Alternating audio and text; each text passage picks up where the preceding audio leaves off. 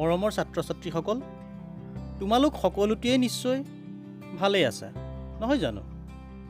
আজি তোমালোকৰ বাবে লৈ আহিছোঁ তৃতীয় শ্ৰেণীৰ অংকুৰণৰ প্ৰথম পাঠ আমাৰ গাঁও নামৰ কবিতাটি। আহাচোন আজি আমি এই আমাৰ গাঁও নামৰ কবিতাটি আলোচনা কৰোঁ।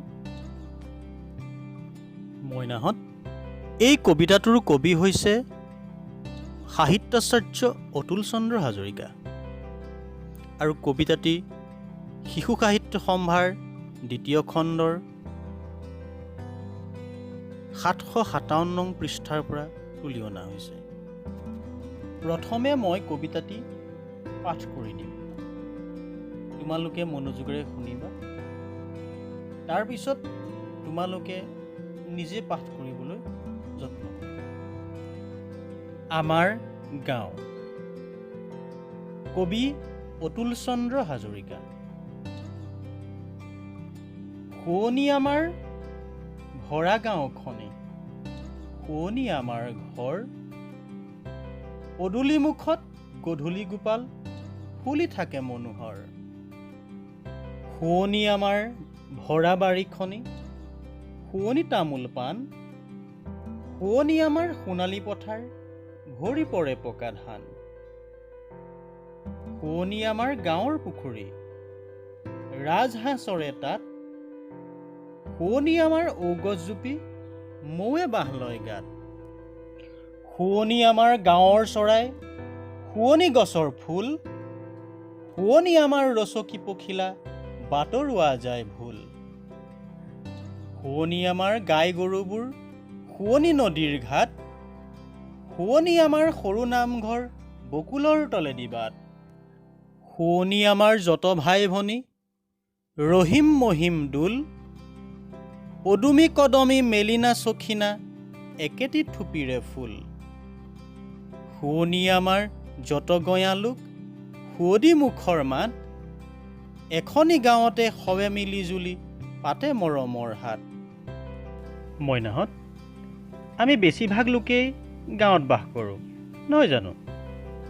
তোমালোক ছাত্ৰ ছাত্ৰীসকলৰো বেছিভাগেই গাঁৱত বাস কৰা, আৰু কম সংখ্যক ছাত্ৰ ছাত্ৰী নগৰত থকা যদিও তোমালোকে নিশ্চয় কেতিয়াবা নহয় কেতিয়াবা কোনোবা এখন গাঁৱলৈ গৈছা আৰু তাৰ পৰিৱেশ তোমালোকে নিশ্চয় দেখিছা। আমাৰ গাঁও নামৰ এই কবিতাটোত কবি অতুল চন্দ্ৰ হাজৰিকাদেৱে এখন গাঁৱৰ এটা সুন্দৰ ছবি আমাৰ আগত দাঙি ধৰিছে। যদি কোনোবা গাঁও নেদেখা ছাত্ৰ ছাত্ৰীও আছা, এই কবিতাটোৰ অধ্যয়নৰ যোগেদি এই কবিতাটো পঢ়ি তোমালোকৰ মনৰ মাজত এখন গাঁৱৰ সুন্দৰ ছবি এটা অংকন হ'ব। তোমালোকে এই কবিতাটো খুব মনোযোগেৰে পঢ়ি ইয়াৰ কথাখিনি বুজিবৰ কাৰণে চেষ্টা কৰিম। আহাচোন কবিতাটোৰ যোগেদি কবিয়েনো আমাক কি ক'ব বিচাৰিছে তেওঁলোকৰ গাঁওখনৰ বিষয়ে আমি তাকে আলোচনা কৰোঁ। কবিয়ে কৈছে, শুৱনি আমাৰ ভৰা গাঁওখনে, শুৱনি আমাৰ ঘৰ, পদূলি মুখত গধূলি গোপাল ফুলি থাকে মনোহৰ। শুৱনি, শুৱনি শব্দটোৰ অৰ্থটো তোমালোকে জানাই। শুৱনি মানে হৈছে দেখিবলৈ ভাল লগা বা ধুনীয়া। তেওঁলোকৰ গাঁওখন বা আমাৰ গাঁওখন খুব ধুনীয়া বুলি কৈছে, আৰু তাত থকা ঘৰ দুৱাৰবিলাকো শুৱনি অৰ্থাৎ ধুনীয়া বুলি কৈছে। পদূলি মুখ, পদূলি মুখ তোমালোকে চিনি পোৱা নে? মানুহৰ ঘৰলৈ সোমাই যোৱা বাটটোৰ আৰম্ভণি অংশটোক পদূলি বুলি কোৱা হয়। সেই পদূলি মুখত গধূলি গোপাল ফুলি থাকে। গধূলি গোপাল হৈছে এবিধ ফুলৰ নাম। সন্ধিয়া সময়ত অৰ্থাৎ গধূলি সময়ত ফুলে কাৰণেই এই ফুলজোপাৰ নাম হৈছে গধূলি গোপাল। এতিয়া পদূলি মুখত কি ফুল ফুলে? পদূলি মুখত গধূলি গোপাল ফুল ফুলে। আৰু এই যে গধূলি বা সন্ধিয়া ফুলে গধূলি গোপাল, ইয়াৰ বাহিৰেও দেখোন কিছুমান ফুল ৰাতি ফুলে। তোমালোকে নিশ্চয় জানা যে শেৱালি ফুলো ৰাতি ফুলে, নহয় জানো? ইয়াৰ বাহিৰেও আৰুনো কি কি ফুল ৰাতি ফুলে? তোমালোকে তাৰ এখনো তালিকা বনাবাচোন।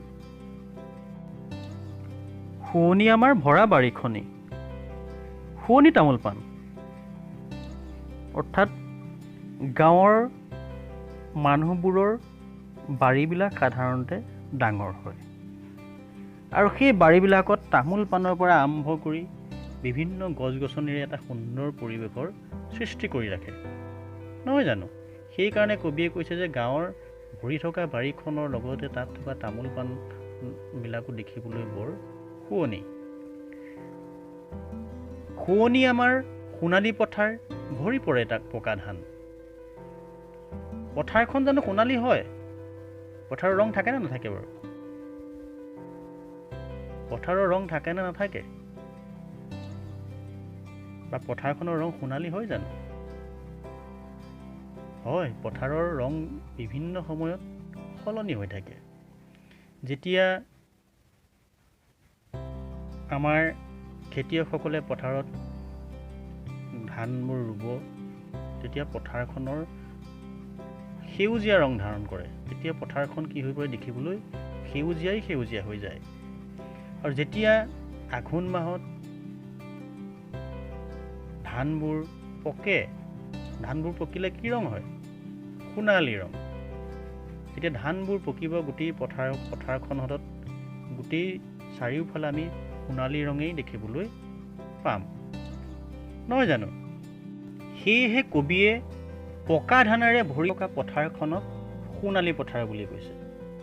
কিন্তু তোমালোকে মনত ৰাখিবা, যেতিয়া ধান পকে তেতিয়াহে পথাৰখনে সোণালী ৰং ধাৰণ কৰে। কিন্তু তাৰ আগতে ধানৰ গছবিলাক সৰু হৈ থাকোঁতে পথাৰখনে সেউজীয়া ৰূপ ধাৰণ কৰি থাকে। শুৱনি আমাৰ গাঁৱৰ পুখুৰী, ৰাজহাঁহ চৰে তাত, শুৱনি আমাৰ ঔগছ জুপি, মৌৱে বাঁহ লয় গাত। সাধাৰণতে গাঁৱৰ প্ৰায়বোৰ মানুহৰ ঘৰতেই পুখুৰী থাকে। পুখুৰীত কি কৰা হয়? মাছ পোহা হয়, হয়নে নহয়?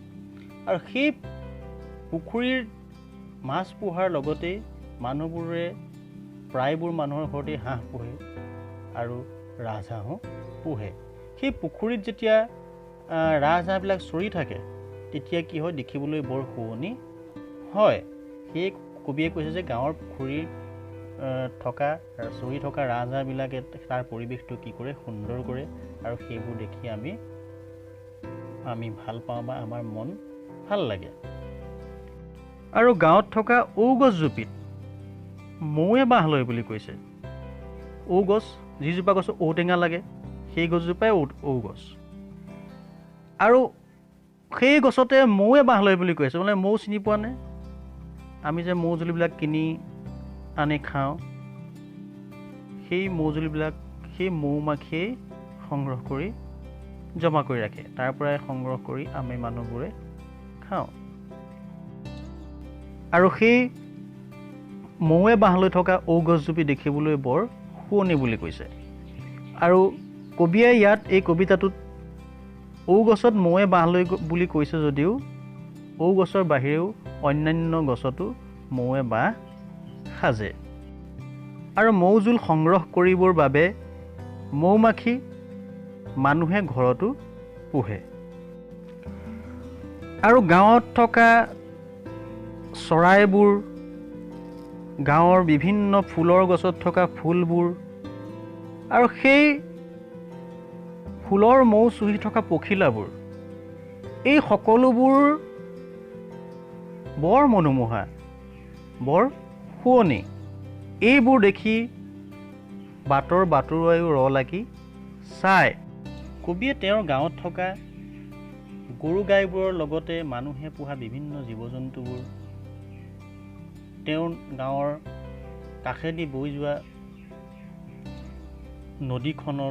নদীখনৰ ঘাটটো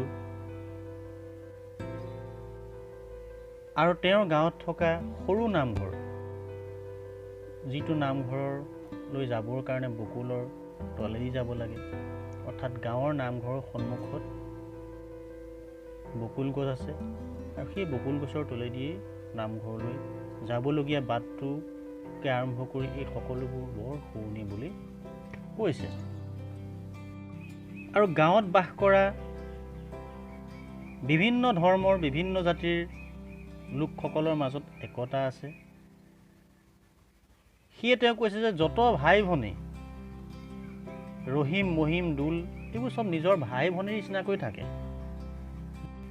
ধৰ্ম বেলেগ হ'লেও জাতি বেলেগ হ'লেও পদুমী কদমী মেলিনা চখিনা এইবোৰ চব নিজৰ বাই ভনীৰ নিচিনাকৈ একেটি থুপিতে থকা ফুলৰ নিচিনাকৈ মৰম চেনেহেৰে তেওঁলোকৰ গাঁৱত থাকে। সেই এই গাঁৱৰ সকলোবিলাক বাই ভনী ককাই ভাই এই সকলোবোৰেই বৰ শুৱনি বুলি। আৰু তেওঁৰ গাঁৱত বাস কৰা সকলো গঞা লোক, গাঁৱত বাস কৰা মানুহক গঞা বুলি কোৱা হয়। অৰ্থাৎ সেই গাঁৱত থকা সকলো মানুহৰ মুখৰ মাতবোৰ বৰ মৰমৰ আৰু ইজনে সিজনৰ লগত কোনো হাই কাজিয়া নকৰি সকলোৱে মৰমৰে একেখন গাঁৱতে বাস কৰে বুলি কবিয়ে কৈছে যে এওঁলোকে এখন গাঁৱতে সকলোৱে মিলিজুলি মৰমৰ হাত পাতে বুলি কৈছে। হাত অৰ্থাৎ হাত মানে বজাৰ, মৰমৰ বজাৰ পাতে বুলি কৈছে। অৰ্থাৎ সকলোৱে একেলগে মিলিজুলি কোনো হাই কাজিয়া নকৰাকৈ থকাৰ কাৰণেই কবিয়ে তেওঁলোকৰ সেই গাঁওখনক মৰমৰ বজাৰ বুলি কৈছে। যেনেকৈ এখন বজাৰত বিভিন্ন ধৰণৰ বস্তু পোৱা যায় বা বস্তু কিনা যায়, ঠিক তেনেকৈ তেওঁলোকৰ গাঁওখনৰ মানুহবোৰৰ মাজত যেন এখন মৰমৰ বজাৰহে পতা হয় বুলি কৈছে। মইনাহঁত দেখিলানে বাৰু কবিয়ে কেনেকৈ কিছুমান শব্দৰ জৰিয়তে গাঁও এখনৰ সুন্দৰ ছবি এটা তোমালোকৰ আগত দাঙি ধৰিলে। তোমালোকেও তোমালোকৰ গাঁওখন, তোমালোকৰ নগৰখন বা তোমালোকৰ বিদ্যালয়খনৰ বিষয়ে কবিতা লিখিবলৈ চেষ্টা কৰিবাচোন। অন্যান্য বিষয় কিছুমান লৈও তোমালোকে কবিতা লিখিব পাৰা। মইনাহঁত তোমালোকে এই কবিতাটো বাৰে বাৰে পঢ়িবা, পঢ়ি বুজিবলৈ যত্ন কৰিবা আৰু বুজি লৈ এই কবিতাটোৰ কথাখিনি তোমাৰ নিজৰ ভাষাৰে তুমি যেনেকৈ বুজিছা তেনেকৈ ক'বলৈ যত্ন কৰিবা। আৰু যদি কিবা নতুন শব্দ এই কবিতাটোত তোমালোকে প্ৰথমবাৰৰ বাবে পাইছা, সেই শব্দকেইটা তোমালোকে চিনাক্ত কৰিবা। চিনাক্ত কৰি তাৰ অৰ্থ তোমাৰ কিতাপত থকা শব্দ সম্ভাৰত বিচাৰি ল'বলৈ চেষ্টা কৰিবা। পাঠৰ শেষত থকা প্ৰশ্নবোৰৰ উত্তৰবোৰ আন কোনোবাই কৰি দিয়াবোৰ তোমালোকে চাই কৰাতকৈ কবিতাটো বাৰে বাৰে পঢ়ি নিজে বুজি লৈ তাৰ উত্তৰসমূহ কৰিবলৈ যত্ন কৰিবা। তেতিয়া তোমালোক বেছি লাভৱান হ'বা। মইনাহঁত পাঠটোত চৰাই চিৰিকটি, জীৱ জন্তু, গছ গছনিৰ কথা কোৱা হৈছে। এই পাঠত থকা গছ গছনি, পাঠত থকা জীৱ জন্তুবিলাক বা পাঠত থকা চৰাই চিৰিকটিবিলাকৰ বাহিৰেও তোমালোকে আৰু কি কি চিনি পোৱা সেইবোৰৰ এখন তালিকা কৰিবলৈ যত্ন কৰিবাচোন। তোমালোকে চিনি পোৱা গছবিলাকৰ নাম লিখিবা, তোমালোকে চিনি পোৱা চৰাইবোৰৰ নাম লিখিবা, তোমালোকে চিনি পোৱা জীৱ জন্তুবিলাকৰ নাম লিখিবা। লিখি তোমালোকৰ মা দেউতাক আৰু ছাৰ বাইদেউক দেখুৱাবলৈ চেষ্টা কৰিবা। এই কবিতাটিত কবিয়ে বহুতো শুৱনি বস্তুৰ কথা কৈছে, নহয় জানো?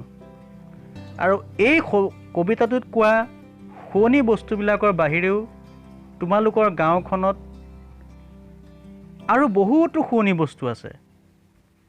গতিকে কবিতাটোত নথকা আৰু তোমালোকে তোমালোকৰ গাঁওখনত দেখা সেই শুৱনি বস্তুবিলাক কি কি তাৰো এখন তালিকা প্ৰস্তুত কৰি ছাৰ বাইদেউ আৰু মা দেউতাক দেখুৱাবা।